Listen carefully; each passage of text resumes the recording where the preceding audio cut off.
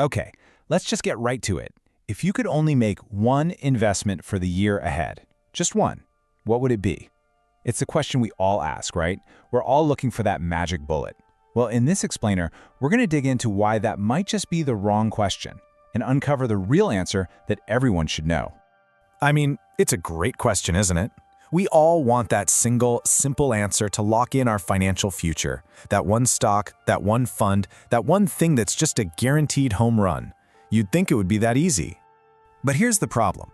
When you go ask the experts, you don't get one answer. You get a whole flood of them. And honestly, they're often pointing in completely opposite directions. It can get really confusing really fast. So, for example, one expert will lean in and say, you know what, the real value is in US smaller companies. They'll tell you to look away from all those big tech giants that are always in the news. And, that sounds pretty compelling. Okay, but then the next expert comes along and says, no, the smart money is moving into a diversified portfolio of hedge funds. That's a totally different universe of investing. So now we've got two perfect answers that couldn't be more different.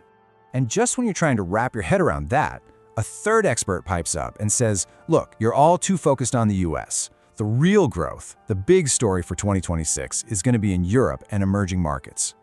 And then, of course, to top it all off, someone else will say, forget all that paper stuff. You should be looking at hard assets, things you can actually touch.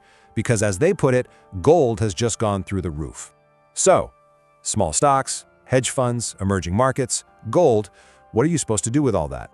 And this right here brings us to a really critical moment. Maybe, just maybe, this whole hunt for one single hot investment is a myth. Maybe we've been asking the wrong question from the very beginning. So let's reframe this. If the smartest people in the room can't agree on a single asset to buy, is there anything they do agree on? If we shift our focus from the product to the principle, that's where things get interesting. And boom, here it is. The single most important investment you can make isn't a stock, it's not a bond, it's not a thing you can buy at all. It's a strategy you adopt, it's a disciplined approach. So let's break down the first piece of that strategy. It's a concept that's been called the only free lunch in investing. Now that is a pretty bold claim, especially in the world of finance, where we're always told there are no guarantees and no free lunches. But this isn't just some catchy marketing phrase. It actually comes from Harry Markowitz, a Nobel Prize-winning economist. He basically proved that with one simple technique, you can lower your risk without necessarily lowering your expected returns. And that technique is diversification. You've heard it a million times, I'm sure. It's that timeless piece of advice, don't put all your eggs in one basket. All it means is spreading your money out across different kinds of investments, different places in the world and different industries. Now, this image of the rock climber is actually a perfect way to visualize it.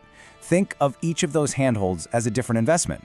If one of them slips or one of them breaks, you're not going to fall. You've got other holds to support you. You aren't relying on one single point to hold all your weight. That's exactly what diversification does for your portfolio. It creates a safety net. But diversification, as powerful as it is really only half the story. To make it work, to really unleash its power, you have to add another ingredient. And this next one is maybe the most powerful force in all of finance. And that force is time. You see, successful investing isn't really about timing the market, trying to jump in and out at the perfect moment. It's about time in the market. The power of compounding over decades is, and I mean this, one of the most incredible wealth-building tools ever created. I love this analogy.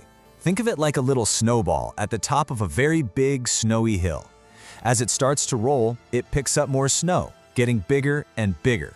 And as it gets bigger, it picks up even more snow, even faster. That's compounding. Your investments work just like that. The earlier you start, the longer your snowball has to roll and grow. And if you want to see just how powerful this is, look at these numbers. Seriously, this is mind-blowing. In scenario 1, someone invests 10 grand a year, but only for 10 years, from age 18 to 28. Then they stop. Total invested, $100,000. Now look at scenario 2. This person starts way later, at 35, and they invest the same amount for 30 years, all the way to 65. They invest 3 times as much money, $300,000 total. So who ends up with more? The early starter. And it is not even close. Despite investing only a third of the money, The person who started at 18 ends up with almost $800,000 more by the time they're 65. That is the unbelievable, almost magical power of giving your money more time to do its thing. Okay, so we combine diversification with a long time horizon. That's a powerful 1-2 punch. But it needs one final piece to hold it all together: the right mindset. And that's the difference between being an investor and being a gambler. And this is super relevant right now. A recent outlook from BlackRock said the coming year looks less like a casino and more like an investor's market. What they mean is that the days of just throwing a dart at a board and making money are probably over. The game is changing. And this chart breaks down the difference perfectly. A gambler is always chasing the next hot tip, right? They're relying on short-term luck, on the next spin of the wheel. An investor, though, they do something different. They own quality assets that actually generate income. They let time do the heavy lifting, and they lean into patience and discipline. It's a completely different game. So after all that, we've found it. The real one investment that everyone should know about. It's not a stock. It's not a fund. It's a commitment to these three things: building a diversified portfolio, giving it a very long time to grow, and maybe the hardest part, having the discipline to stick with it and ignore all the noise. And that really leaves us with the most important question for the year ahead. It's not about frantically trying to figure out what to buy. The game has changed. The real question is, who are you going to be? A gambler, chasing the next hot tip? Or an investor, patiently building wealth with a strategy that has stood the test of time? Honestly, the choice is yours.